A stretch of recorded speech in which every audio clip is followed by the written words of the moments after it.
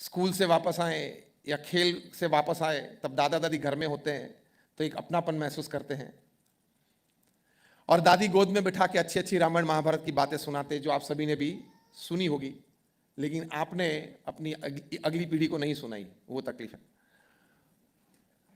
हमने आपके घर में बग्स रखे हैं, इसलिए हमको पता है आपके घर में क्या होता है। तो ये जॉइंट फैमिली का ये लाभ है। दूसरे प्रकार का परिवार है, वो है न्यूक्लियर फैमिली। जो साइंस पढ़े उनको पता है कि एक एटम होता है, एटम में एक प्रोटॉन होता है जो पॉजिटिव चार्ज है और अपनी एक ऑर्बिट होती है।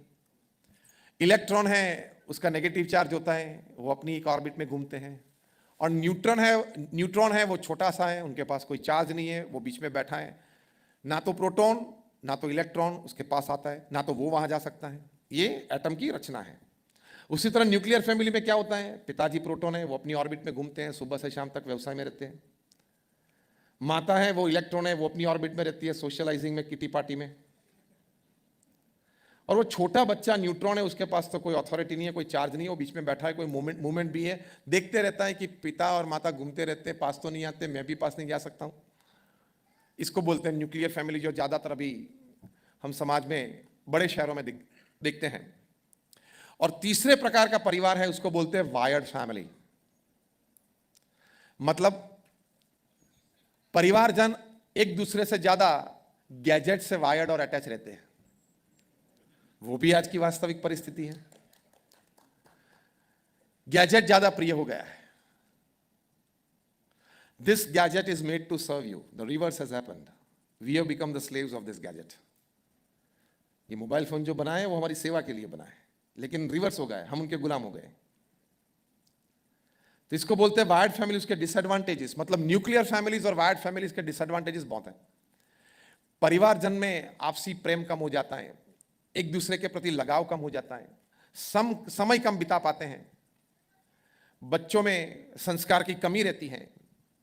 वायर्ड फैमिलीज में यह देखा गया है कि बच्चों में, टीनेजर्स में, यंगस्टर्स में फ्रस्ट्रेशन और इरिटेशन का लेवल भी बढ़ गया है, और फिर बच्चे भी आदती हो जाते हैं इलेक्ट्रॉनिक गैजेट्स के।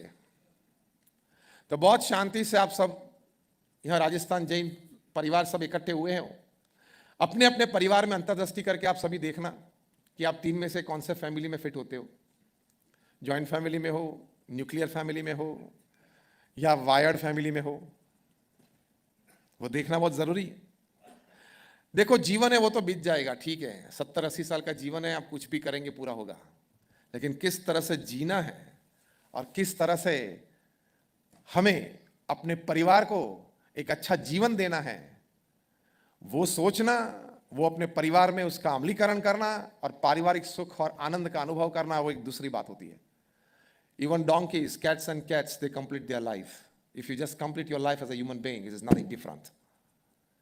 कोई और अलग बात नहीं है। तो कहने की बात यह है कि ये जॉइंट फैमिली, न्यूक्लियर फैमिली और वायर्ड फैमिली के बारे में जरूर सोचना। और हार्वर्ड यूनिवर्सिटी की मैंने जो अभी बात बताई आपको कि to spend quality and quantity time with your near and dear ones is the greatest joy upon this earth, वो भी अच्छी तरह से सोचना। तो उसके लिए प्रैक्टिकल क्या है, ये तो मैंने आपको समाज का चित्र दिया, लेकिन वो चित्र सुधारने के लिए हमारे घर में इस प्रकार का चित्र खड़ा ना हो, उसके लिए टाइम, केयर एंड रिस्पॉन्सिबिलिटी, ये सभी परिवारजन की जिम्मेदारी है। समय, एक दूसरे के प्रति केयर और रिस्पॉन्सिबिलिटी। तो आप मुझे ये कहेंगे कि स्वामी ये तो हम करते हैं, लेकिन अगली 15-25 मिनट में आपको पता चलेगा कि आप बहुत कम करते हो। वो आपका सर्वस्व नहीं है,